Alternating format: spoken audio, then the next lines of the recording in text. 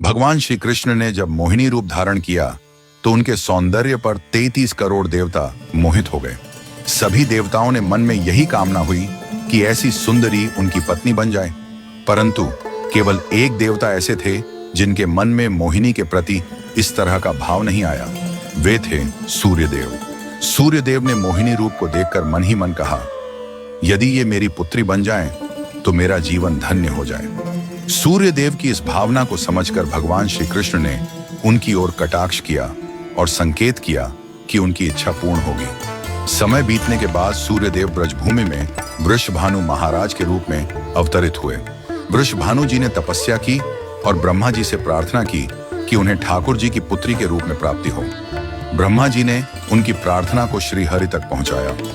ठाकुर जी ने विचार किया कि वे नंद यशोदा और देवकी वासुदेव के यहाँ पुत्र के रूप में जन्म लेने वाले हैं, लेकिन प्रेम की स्थापना के लिए एक विशेष अवतार लेना होगा। ठाकुर जी ने अपने रूप को दर्पण में देखा और उस दर्पण में उन्हें ऐसा रूप दिखाई दिया जो स्वयं ठाकुर जी को भी मोहित कर गया। यह रूप ठाकुर जी का ही स्त्री रूप था। उन्होंने इस रूप को स्थिर किया और लक्ष्मी जी के वस्त्रों, आभूषणों और श्रृंगार सामग्री का उपयोग करके इस दिव्य स्वरूप को सजाया।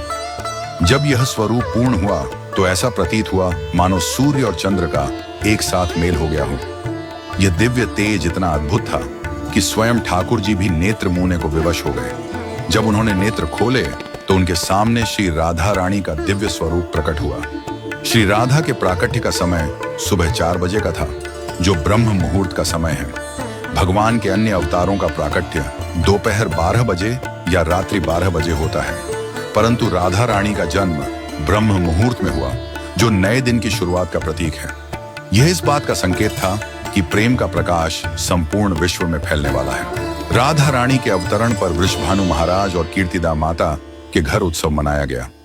सभी गोप गोपियां ब्रजवासी आनंद में झूम उठे, लेकिन एक अद्भुत घटना ने सबको चकित कर दिया।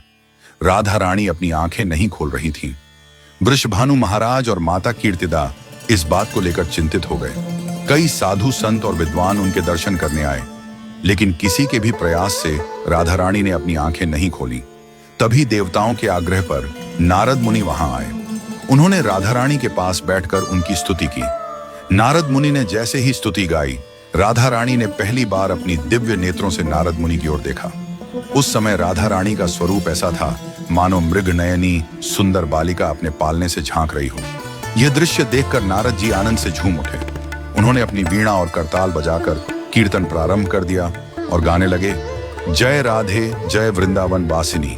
वृषभानु महाराज यह अद्भुत दृश्य देखकर भाव विभोर हो गए। उन्होंने राधा रानी को प्रणाम किया और स्वयं को धन्य माना। उन्होंने अनुभव किया कि उनकी पुत्री कोई साधारण बालिका नहीं, बल्कि साक्षात देवी है।